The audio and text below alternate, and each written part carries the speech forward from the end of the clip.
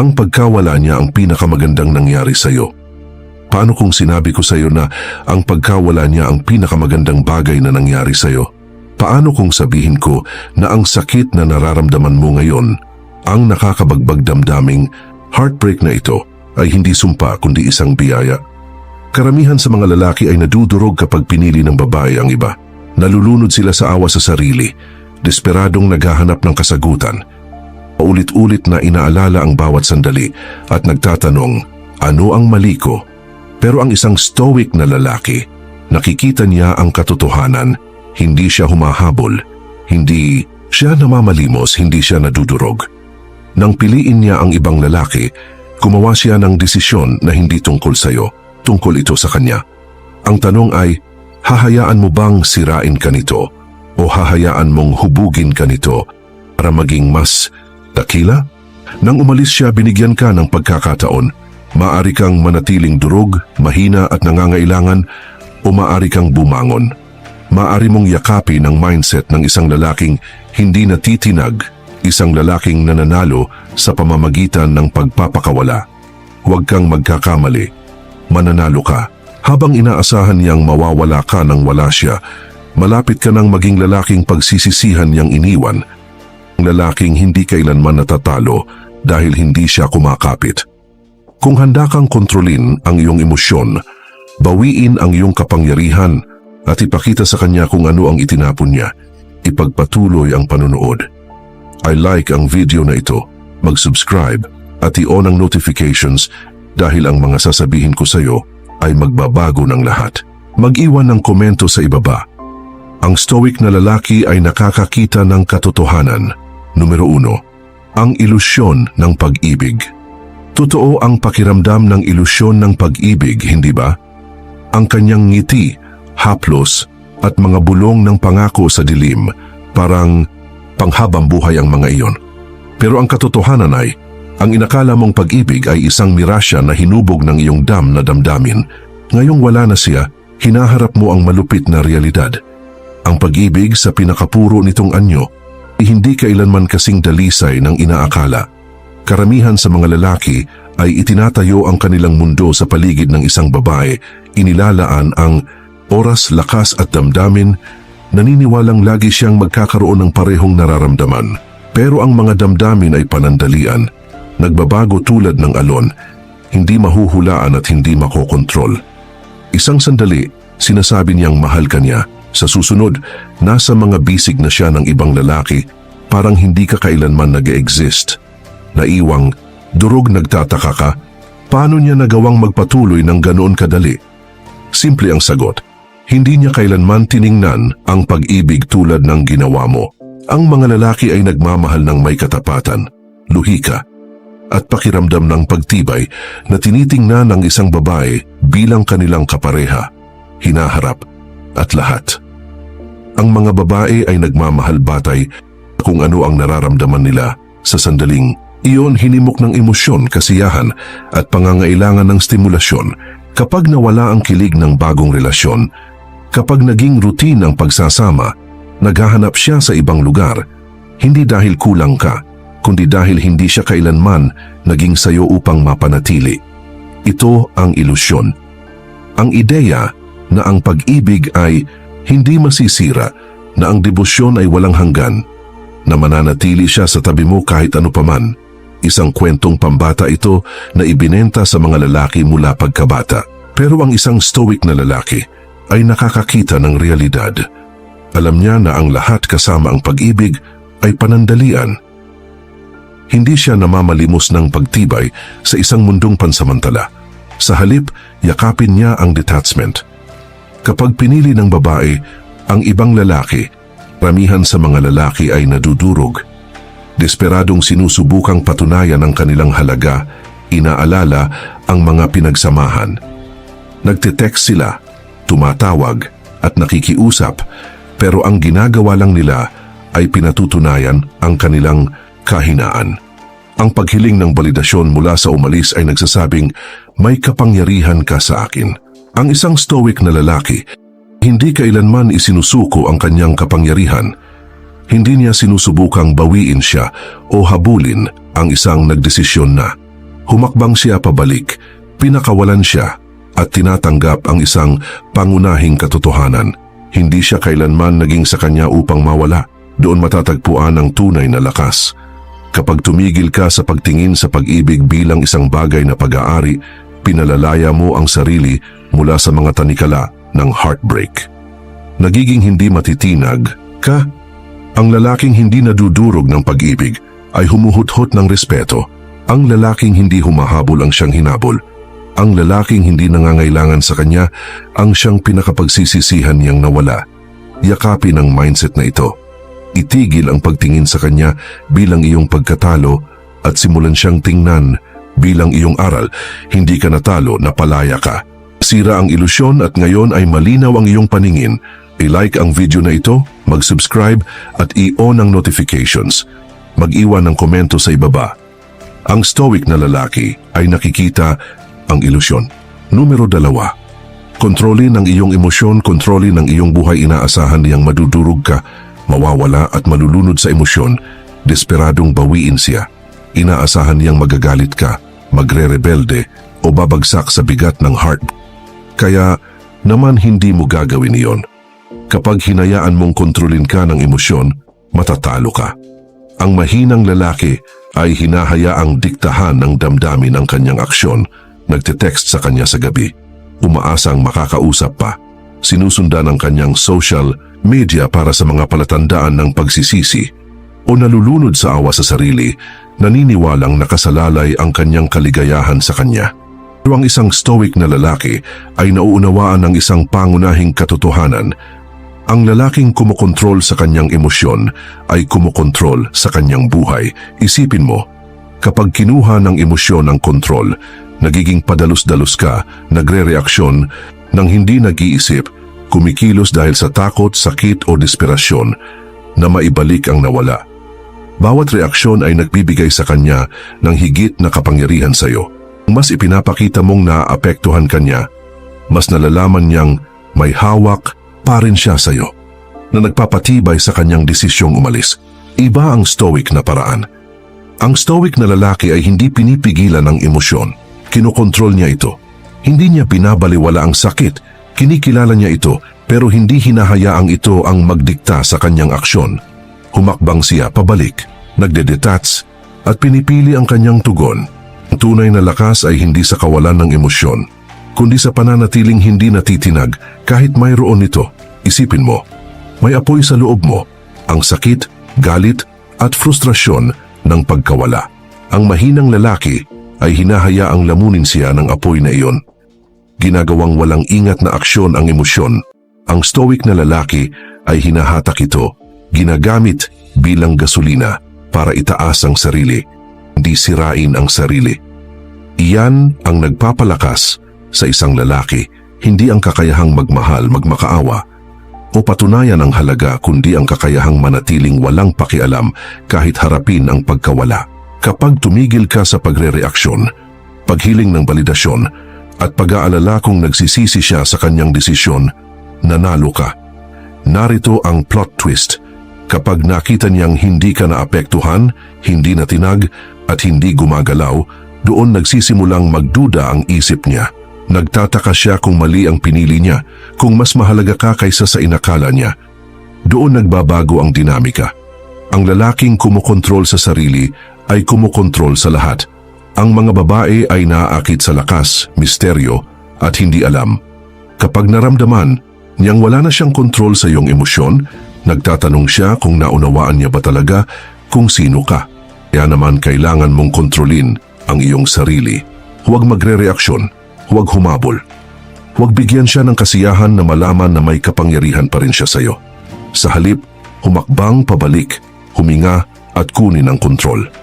Hindi ka na ang lalaking namamalimos ng pag-ibig o nangangailangan ng katiyakan. Ikaw ang lalaking nakatayo ng matayog, lumalayo ng hindi lumilingon, nananatiling hindi natitinag sa gitna ng kaguluhan. I-like ang video na ito, mag-subscribe at i-on ang notifications. Mag-iwan ng komento sa ibaba. Ang kapangyarihan ay nasa kontrol, hindi sa reaksyon. Numero 3. Ang kapangyarihan ng pag-alis. Ang pag-alis ay hindi pagkatalo. ito ay panalo. Dahil sa sandaling lumayo ka, binabawi mo ang iyong halaga. Sa sandaling lumayo ka, kinukuha mo ulit ang kontrol. At sa sandaling lumayo ka, nagsisimula niyang maramdaman ang bigat ng iyong kawalan. Karamihan sa mga lalaki ay kabaligtaran ang ginagawa. Kumakapit sila, sinusubukang makipag-ayos, nagpapadala ng mahahabang text na puno ng damdamin, umaasang biglang marirealize niya kung gaano siya kahalaga sa kanya. Pero narito ang malupit na katotohanan, alam na niya. Alam niya ng eksakto kung ano ang ginagawa niya nang umalis siya. Alam niyang mahal mo siya. Alam niyang masasaktan ka. At gayunpaman ginawa niya pa rin ang kanyang desisyon. Ngayon ikaw naman ang gumawa ng desisyon. Ibaba mo ba ang sarili mo sa pagsisikap na kumbinsihin ang isang tao na manatili? Kakapit ka ba sa isang hinayaan ka na? O gagawin mo ang ginagawa ng isang stoic na lalaki? Lumayo ng walang pag-aalinlangan, walang paliwanag, walang pagsisisi? Uunawaan ng isang stoic na lalaki na ang pag-alis ay hindi kahinaan, ito ay lakas. Ang mga mahinang lalaki ang kumakapit. Ang mga mahinang lalaki ang sumusubok na ayusin ang nasira. Ang mga mahinang lalaki ang namamalimos ng pag-ibig na naalis na. Pero ang lalaking may halaga ay alam ang kanyang worth. At ang lalaking alam ang kanyang worth ay hindi nakikiusap na makita ito ng iba. Kusa na lang siyang umaalis at narito ang paradox. Sa sandaling lumayo ka, nagsisimula niyang maramdaman ito. Nagtataka siya kung bakit hindi ka lumaban para sa kanya. Nagdududa siya kung bakit hindi ka nagmakaawa. Inaasahan niya ang luha. Inaasahan niya ang desperasyon. Inaasahan niyang patunayan mo sa kanya na siya ang para sa'yo. Pero sa halip, nawala ka. Iniwan mo siyang nakatayo roon. Nagtataka kung talagang mahalaga ba siya sa'yo. At doon matatagpuan ang kapangyarihan. Dahil ang mga tao ay hinahalagahan lamang ang hinintay nilang mawala magpakailanman. Habang nandyan ka, habang available ka, habang naghihintay ka sa likuran umaasang magkakaroon ng isa pang pagkakataon, alam niyang hawak ka pa rin niya. Pero sa sandaling lumayo ka ng tuluyan, doon niya tunay na mararamdaman ang iyong kawalan. Doon nagsisimulang makapasok ang pagsisisi. Karamihan sa mga babae ay hindi agad nagsisisi sa pagkawala ng isang lalaki. Nagsisisi lamang sila kapag napagtanto nilang sumulong na siya sa isang mas magandang buhay, mas magandang mindset, mas magandang bersyon ng kanyang sarili. Nagsisisi sila kapag nakita nilang umuunlad ka nang wala sila. Hindi naaabala, hindi maabot. Nagsisisi sila kapag napagtanto nilang wala na silang access sa'yo at kaya naman ang pag-alis ang tunay na power move. Hindi ito tungkol sa pagpapapansin sa kanya na mismo siya. Hindi ito tungkol sa paglalaro. Ito ay tungkol sa pag-unawa na ang isang hari ay hindi kailanman namamalimos. Ang hari ay hindi kumbinsihin ng isang tao na manatili sa kanyang kaharian. Ang hari ay hinayaan lamang ang mga nais umalis. Sa sandaling yakapin mo ang mindset na ito, makikita mo ang pagbabago sa iyong enerhiya. Titigil ka sa pagiging lalaking namamalimos ng pag-ibig at magsisimula kang maging lalaking karapat-dapat dito. Dahil ang tunay na halaga ay hindi kailanman matatagpuan sa desperasyon. Ang tunay na halaga ay matatagpuan sa detachment. Ang unang, lumalayo ang siyang nananalo. At ngayon ikaw ang lalaking iyon. I-like ang video na ito, mag-subscribe at i-on ang notifications. Mag-iwan ng komento sa ibaba. Ang hari ay hindi kailanman namamalimos. Numero 4. Ang katahimikan ang iyong pinakamakapangyarihang armasang katahimikan, ang pinakamakapangyarihang tugon na maibibigay mo. Walang mahahabang mensahe, walang paliwanag, walang desperadong pagsisikap na baguhin ang isip niya. Katahimikan lamang. Habang karamihan sa mga lalaki ay sinusubukang ayusin ang mga bagay gamit ang mga salita, ang isang stoic na lalaki ay hinahayaang magsalita ang kanyang kawalan. Kapag umalis ang isang babae, inaasahan niya ang reaksyon, galit, kalungkutan o pagmamakaawa. Inaasahan niyang susubukan mong kumbinsihin siya, mali ang desisyon niya. Pero kapag wala kang ibinigay, kapag nawala ka nang walang anumang salita, Isang binhi ng duda ang nakatanim sa kanyang isip. Pinipilit ng katahimikan na harapin niya ang kanyang desisyon at kaya naman ito ang mas malakas kaysa sa anumang masasabi mo. Karamihan sa mga lalaki ay nadudurog kapag umalis ang babae. Nagpapadala sila ng mahahabang text na nagpapaliwanag sa sarili, humihingi ng linaw, pagsasara o isang huling pag-uusap. Pero bawat salitang ipinapadala mo ay nagpapaalala sa kanya na may kapangyarihan pa rin siya sa iyo. Kaya naman ang katahimikan ang iyong pinakamakapangyarihang armas.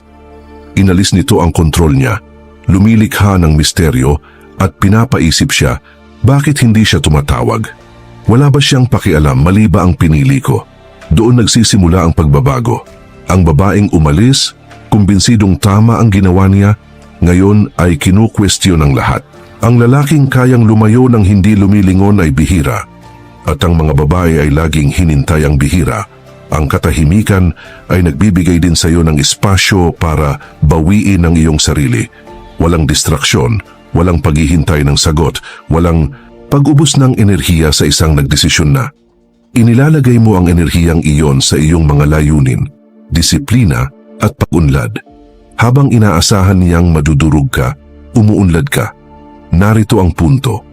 Karamihan sa mga babae ay hindi agad nararamdaman ang pagkawala ng isang lalaki. Hindi agad nila pinagsisisihan ang kanilang desisyon.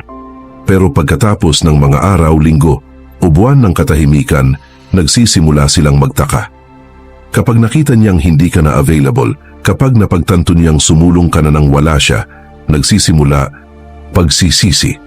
Maaring subukan ka niya sa isang text, isang biglang kumusta o isang dahilan para makipag-ugnayan. Pero dito nabibigo ang karamihan sa mga lalaki. Sa sandaling makatanggap siya ng sagot, alam niyang may access pa rin siya. Hindi siya tumatawag dahil namimiss ka niya. Sinusuri niya kung option ka pa rin. Ang stoic na lalaki ay nananatiling tahimik. Nauunawaan niya na ang pagsagot ay para lamang sa ego niya, hindi sa iyong halaga. Alam niya na ang kanyang oras, enerhiya at presensya ay mga pribilehiyo, hindi karapatan. Nang itapon niya ang mga ito, nawala sa kanya ang mga iyon. Ito ang kapangyarihan ng katahimikan. Ibinabalik nito ang kontrol sa iyo. Pinapaintindi nito sa kanya na hinintay ka niya ng maliit.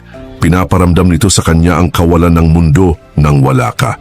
Sa huli, pinipilit nito sa kanya na makita kung ano ang nawala sa kanya. Kaya walang sabihin, lumayo ka, maglaho. Hayaan ang isip niya ang gumawa ng trabaho para sa iyo. Ang lalaking nananatiling tahimik ay ang lalaking hindi niya kailanman makakalimutan. I like ang video na ito, mag-subscribe at i-on ang notifications. Mag-iwan ng komento sa ibaba. Ang katahimikan ay mas malakas kaysa sa salita. Numero 5. Umunlad at maging hindi. Maabot ang pinakadakilang paghihiganti ay hindi galit, pagpapatunay na mali siya o kahit na pagpapamis sa kanya. Ito ay ang maging lalaking hindi na niya maaaring magkaroon. Isang lalaking lubos na umunlad, makapangyarihan at hindi matitinag na kahit siya ay hindi nakasali sa iyong liga. Karamihan sa mga lalaki ay nalulunod sa sakit, sobrang iniisip kung ano ang mali, nahuhumaling sa nakaraan at nananatiling nakakulong sa pagsisisi. Pero ang isang stoic na lalaki hindi nagsasayang ng isang segundo.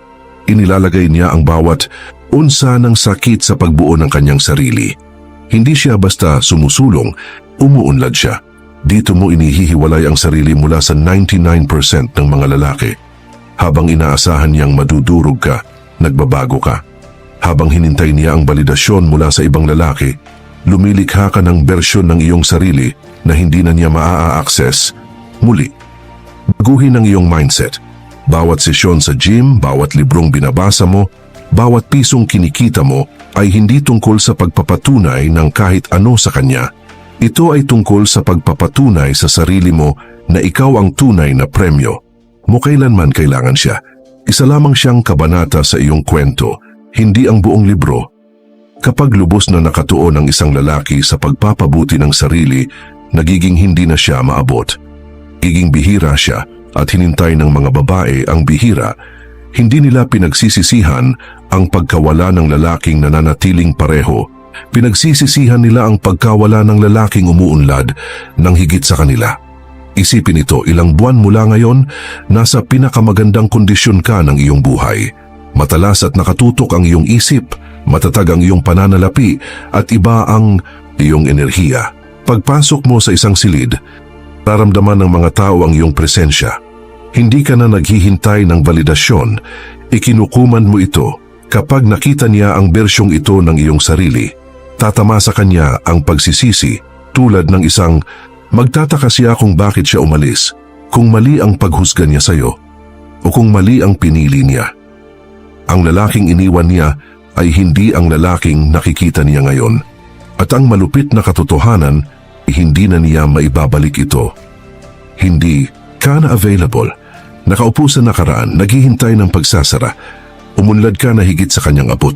Ngayon ikaw ang magdedesisyon kung sino ang karapat-dapat sa iyong oras, enerhiya at presensya. Ito ang tunay na kapangyarihan, hindi ang pagbabalik sa kanya, kundi ang pagiging lalaking nagpapagsisi sa bawat babaeng umalis. At kapag naabot mo ang antas na iyon, wala ka nang pakialam sa pagsisisi niya. Kaya itigil ang pag-iisip tungkol sa kanya. Itigil ang pagsuri sa kanyang social media. Itigil ang paghihintay ng senyales na namimiss ka niya. Sa halip, kunin ang bawat sandali ng sakit at gawin itong gasolina. Pumunta sa gym, buuin ang iyong imperyo, hasain ang iyong isip. Ang lalaking nagiging hindi matitinag ang siyang nananalo. I-like ang video na ito, mag-subscribe, ti-on ang notifications, mag-iwan ng komento sa ibaba. Umunlad para hindi na siya kasya sa iyong mundo. Numero 6, Dark Psychology. Baligtarin ang power dynamics sa ngayon.